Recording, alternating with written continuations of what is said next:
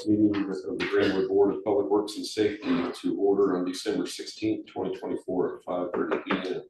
Roll call. Mr. Rutherford. Here. Mr. Coughlin. Here. And let the record show Mr. Hoover is absent. We have on the agenda the minutes of the regular session of December 2nd, 2024. Are there any additions, corrections from staff? I'll move for approval. I'll second. All in favor, say aye. Aye. Next, we have Chief James Hyson, retirement at K9 Tommy. Good evening. AJ, will bring Tommy up here tonight to ask that K9 Tommy be retired to his handler, Lieutenant AJ Burnett. Tommy has been a valuable service to us for several years. He's a 7-year-old German Shepherd. He has served under 2 different handlers, and it's time for him to enjoy a life of luxury.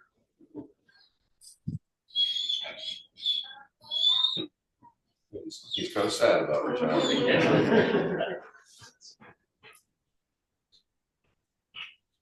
Good boy.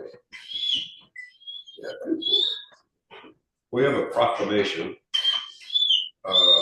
in honor of K9 Officer Tommy, December 9th, 2024. Whereas K9 Officer Tommy, a 6-year-old male German Shepherd born February 17, 2018 in the Netherlands. Tommy was imported to Indiana by Von Lick Kennels from the Netherlands in 2019. And whereas an import from the Netherlands, all of K9 Officer Tommy's commands are spoken in Dutch. Tommy was purchased by the Greenwood Police Department and became a member of the department in the fall of 2019. And whereas K9 Officer Tommy was first assigned to Lieutenant Burnett in 2019, and whereas K9 Officer Tommy is trained in the detection of the following drugs: marijuana, methamphetamine, heroin, cocaine, and is also trained in tracking and apprehension. And whereas K9 Officer Tommy has been a great asset and valuable member of the Greenwood Police Department, now, therefore, I, Mayor Mark W. Myers of the City of Greenwood, Indiana, do hereby proclaim December 9th, 2024 as Tommy K9 Officer Day in honor of his dedication and distinguished service to the City of Greenwood and to his partner, Lieutenant Adam Burnett.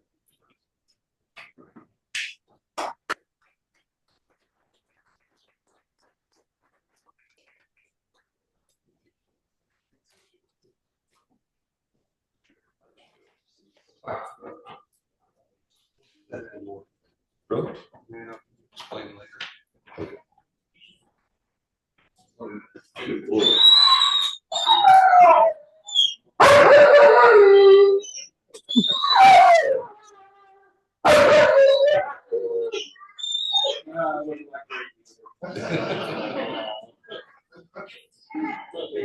Thank you very much. Thank you. Thank you. Good luck.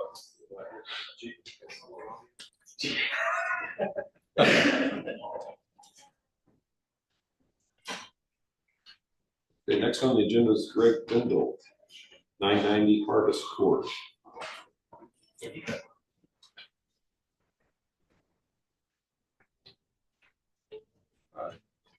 So just tell us a little bit about what you want to do here. Well, what we're trying to do, we have a motor home at our house. We've had it for about at least a year and a half. Have it parked in our driveway. My wife and I take it out and do things with the grandkids and also just try to enjoy each other. Unbeknownst to us, we didn't realize that there was a rule that you could not have it on the property for an extended period of time. As I said, it's been there a year and a half. So once Mr. Campbell explained that to me, then explained there was a process to try to get a waiver for that so we could keep it on the property. So that's what I'm here for, sir. Went ahead and got the neighbors. We're on a court. We're in the back of the court. So I went through, had a check with all my neighbors. They signed a piece of paper saying that they were fine with it being there. So that's what I'm here for, sir. Okay.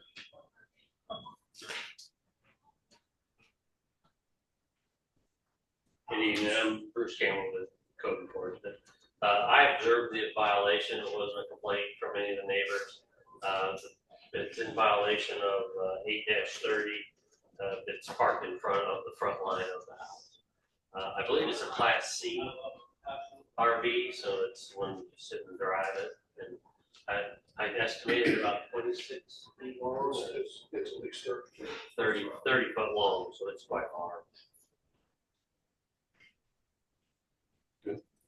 There's, as it states, we can put it on, in the side yard or in the backyard, but I provided documentation from a surveyor as well as when we had an addition put on the side of the house, because they've not been married in the house, we've been my full wife, so, I put an addition onto the house, but even with that, there's no way to, where the house is located, you can't get to the backyard. You can't park in the backyard because there's a retention pond back there.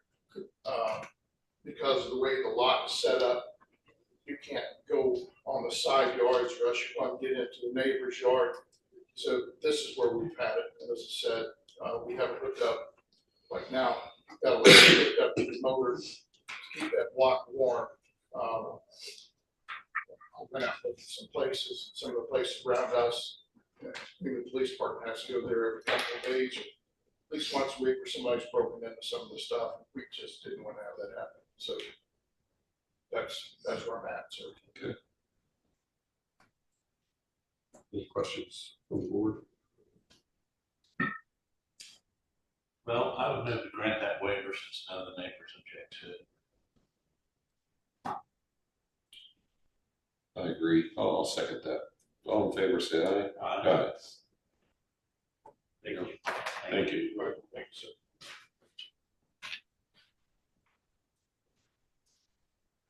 Joseph Marks with Pulte Group, Sagebriar by Del Webb, Section 1A. Joseph. This is Michael Morgan with Pulte Homes.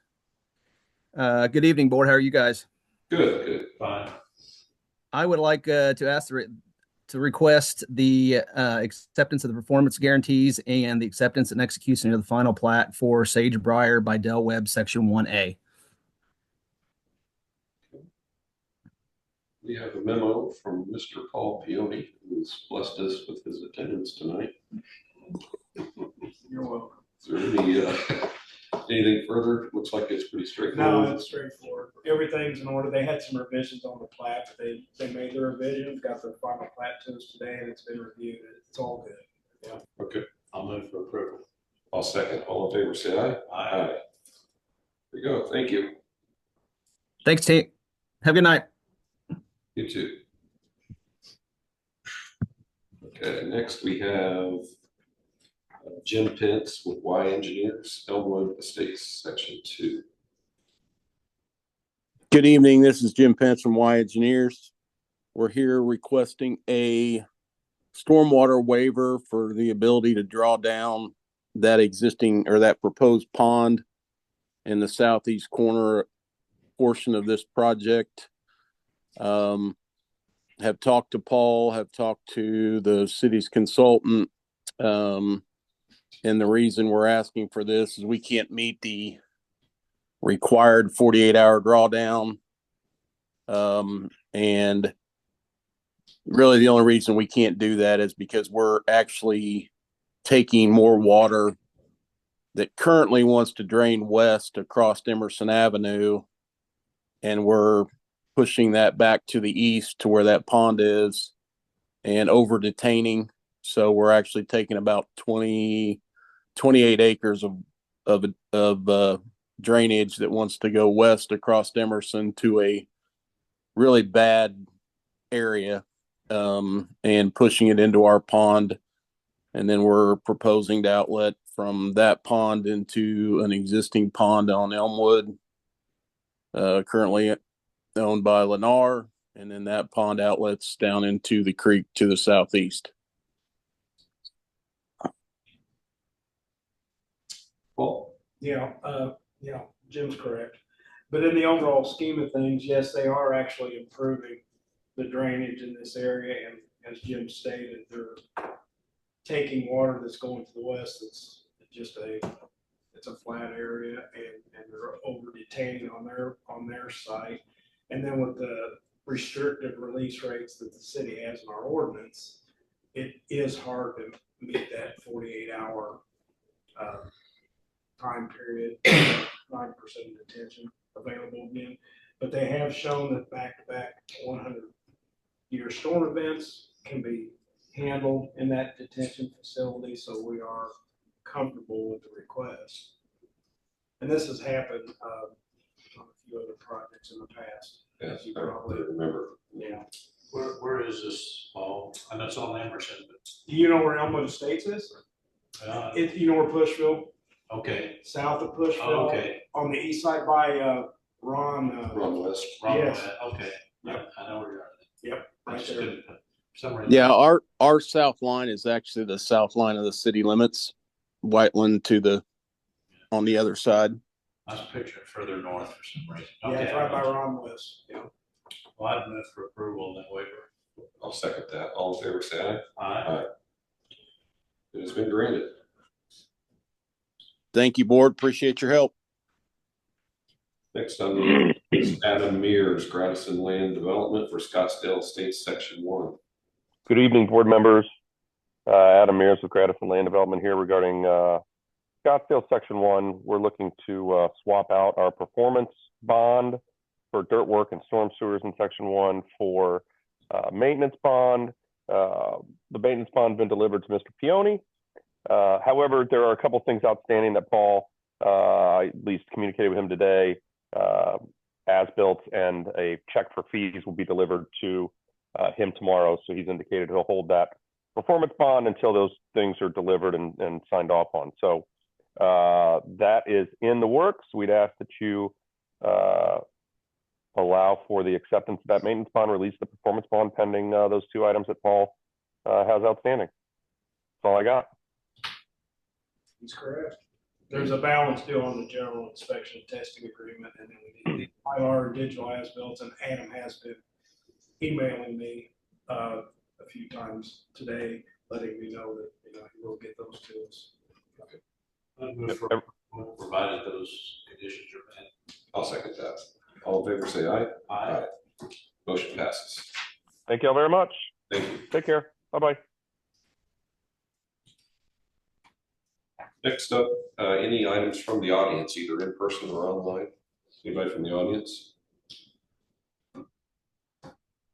Seeing none, we'll move to Corporation Council status task. Terry? Yes, sir. I have first for you the community development block grant agreement with Salvation Army for $11,500 to provide rental and utility assistance for low to moderate income Greenwood residents. I'll second. All in favor, say aye. Aye. Motion passes. Next item is a professional services agreement with Kimberly Horn and Associates to perform a boundary survey, prepare a secondary plan of the Department of Public Works parcels. I request approval with the authorization of the legal department to make any changes that are necessary to the agreement. So moved. Second. All in favor, say aye. Aye. Thank you. I don't have anything else. Next time, the Steeler thing that's got to go. Let's get.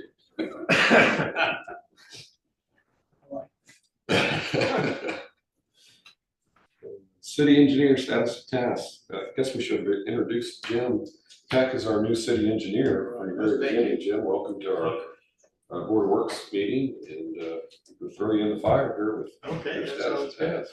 Like I told other people, I've done about 33 years of doing private development, commercial, residential, industrial. And then the last 7 years, I was county engineer for Montgomery County and Putnam County.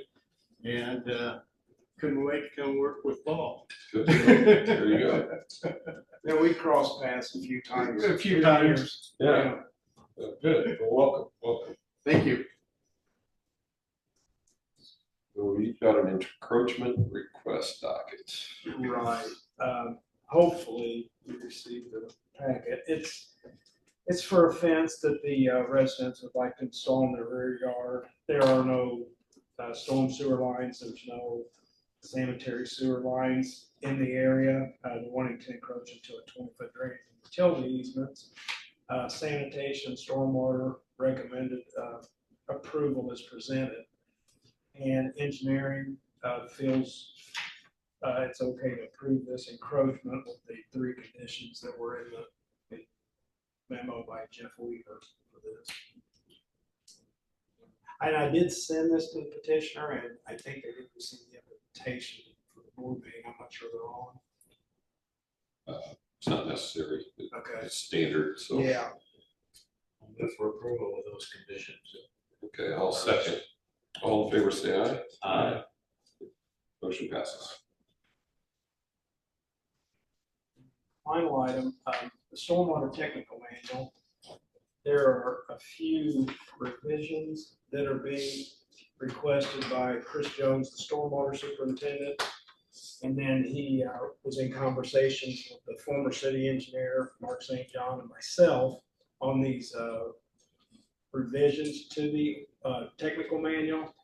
A few of them you are probably familiar with, and I don't know, hopefully you got that email I sent. I don't know if you did or not. I was trying to explain. One of them is the 90% thing. And it just seems like, depending upon the site, that can be a hard requirement to meet.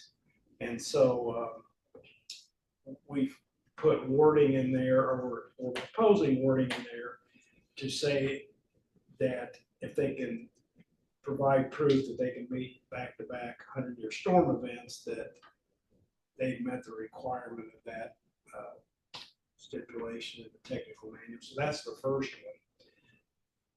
The second revision is the a half acre of normal pool on a wet detention pond with at least 50% of it having a 10-foot depth. And I believe you may remember that that's came before you a few times, not maybe as much as the previous one, but it has come before you. We've looked at other ordinances throughout the central Indiana area. We now require aeration systems that we feel helps also. So we were proposing to reduce that 50% of 10 depth requirement down to 25%, but definitely that no waivers are going to be granted if they try to go even below that, because I mean, we think we feel being more than fair on that, revising it down to that part. Given that they put the aeration system. Yes, yeah, they have to have the aeration system in it. So that's the second revision, and the final one is, it talks about safety ledges on all ponds, and it's a little confusing. You can have a vegetated safety ledge with 6 inches of water, but it doesn't really give a width of that safety ledge. And we really like to see a 10-foot safety ledge, no matter whether there's vegetation there or not. That's been our standard detail for decades. So we've actually, I think there's really just about one minor revision to that. The word "and" has been added to the one where if you choose to put a vegetated normal pool line right there, that the safety ledge, even with vegetation, has to be a minimum of 10 feet wide.